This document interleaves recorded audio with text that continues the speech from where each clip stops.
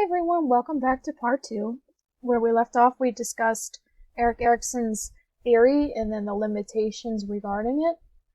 Since there are many individual differences in human development, putting them in only 8 stages can leave out valuable information. Theory is also abstract and can be difficult to test. Social norms are always changing.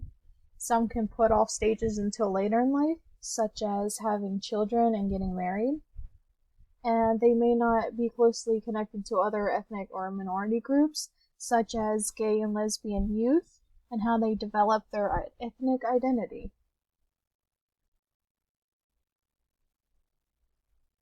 And then these are the references that I used throughout the whole project.